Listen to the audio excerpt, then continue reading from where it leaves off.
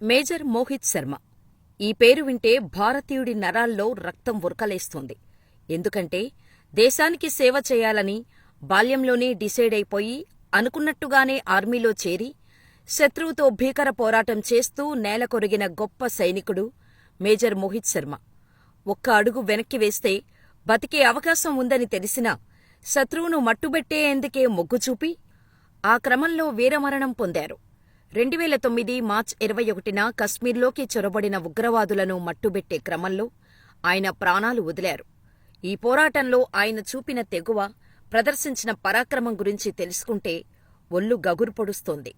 అయితే ప్రస్తుతం ఉగ్రవాద దేశంతో మనకు ఒక రకమైన యుద్ధ వాతావరణం ఏర్పడింది. ఈ వ్యవహారంలో భారత్ పైచేయి ప్రదర్శిస్తోంది.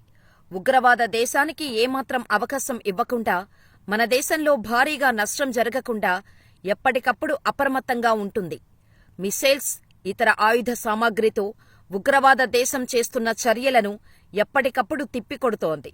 దీంతో మన దేశంలో పెద్దగా నష్టం వాటిల్లటం లేదు.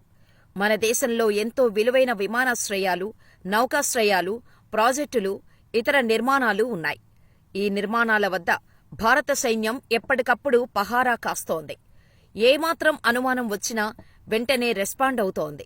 సాధారణంగా శత్రుదేశంతో తలపడాలి అంటే మన దేశ సైనికులు ఎంతో ధైర్యసాహసాలకు పాల్పడాలి.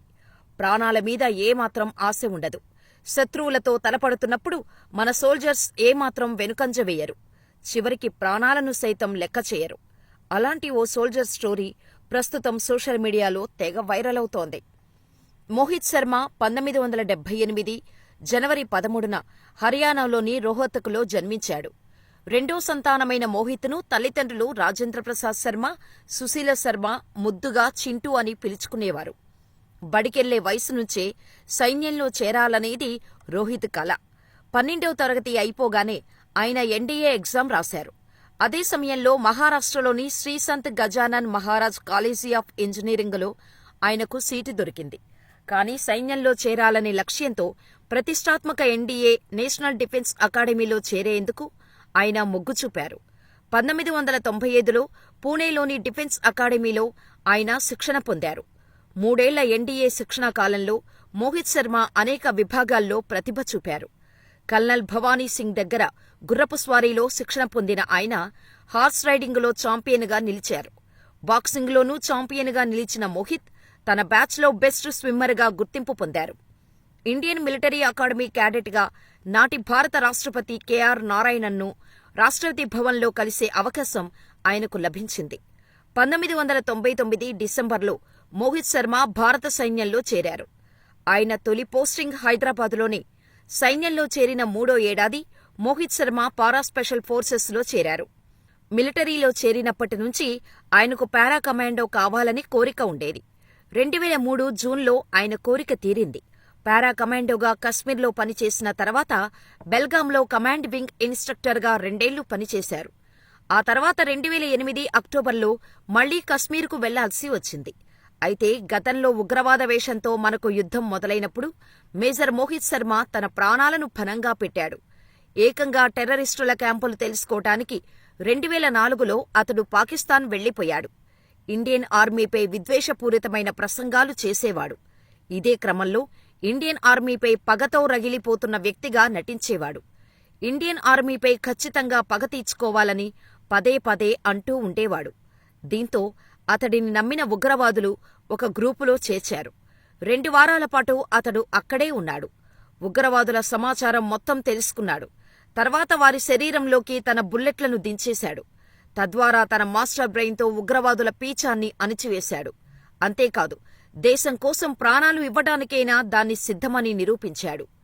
2009 మార్చి 21న కుప్వారా జిల్లాలో విధి నిర్వహణలో ఉన్న మేజర్ మోహిత్ శర్మ బృందానికి హప్రుదా అటవీ ప్రాంతంలో ఉగ్రవాదులు చొరబడ్డారనే సమాచారం అందింది. తన టీముతో కలిసి అక్కడికి వెళ్లిన మోహిత్ శర్మకు అక్కడ ఉగ్రవాదుల కదలికలు కనిపించాయి. మోహిత్ శర్మ బృందం రావటాన్ని గమనించిన ఉగ్రవాదులు 3 వైపుల నుంచి కాల్పులు ప్రారంభించారు. ప్రతిగా సైన్యం కూడా కాల్పులు జరిపింది. ఈ కాల్పుల్లో మోహిత్ శర్మ టీంలోని 4 కమాండోలకు గాయాలయ్యాయి. గాయపడిన 2 కమాండోలను మోహిత్ శర్మ సురక్షిత ప్రాంతానికి తీసుకెళ్లగలిగారు. అప్పుడే వెనక్కి మళ్లీ ఉంటే మోహిత్ శర్మ సురక్షితంగా ఉండేవారు. కాని ఆయన మాత్రం దేశ సేవలో వెనకడుగు వేయదలుచుకోలేదు. ఉగ్రవాదులను మట్టుబెట్టడమే లక్ష్యంగా మోహిత్ కాల్పులు ప్రారంభించారు. గ్రానైడ్ విసిరిన ఆయన 2 ముష్కరులను మట్టుబెట్టారు. ఓ ఉగ్రవాది కాల్చిన బుల్లెట్ మోహిత్ ఛాతీలో కుడివైపు తగిలింది. అయినా సరే ఆయన వెనకంజు వేయలేదు. మరో 2 టెర్రరిస్టులను ఆయన హతమార్చారు. ఇరు వర్గాల మధ్య పోరు భీకర రూపం దాల్చగా తీవ్రంగా గాయపడిన మేజర్ మోహిత్ శర్మ పోరాడుతూనే వీరమరణం పొందారు. 5 రోజుల పాటు జరిగిన ఈ ఎన్కౌంటర్లో 8 మంది సైనికులు వీరమరణం పొందారు.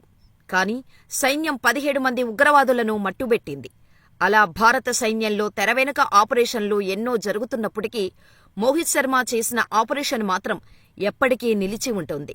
ఎందుకంటే శత్రుదేశానికి అప్పట్లోనే అతడు చుక్కలు చూపించాడు. ముఖ్యంగా ఉగ్రవాద గ్రూపులో చేరి ఉగ్రవాదులను చంపి అవతల పడేశాడు. ఇక మేజర్ మోహిత్ శర్మ భార్య రిషిమా శర్మ సైతం తన భర్త బాటలోనే నడిచారు. ఆయనలాగే సైన్యంలో చేరిన ఆమె ఇండియన్ ఆర్మీలో మేజర్ విధులు నిర్వర్తిస్తున్నారు. మోహిత్ శర్మకు కేంద్రం అశోక చక్ర పురస్కారాన్ని ప్రకటించింది. 2010 జనవరి 26న మేజర్ రిష్మా శర్మ ఈ పురస్కారాన్ని అందుకున్నారు.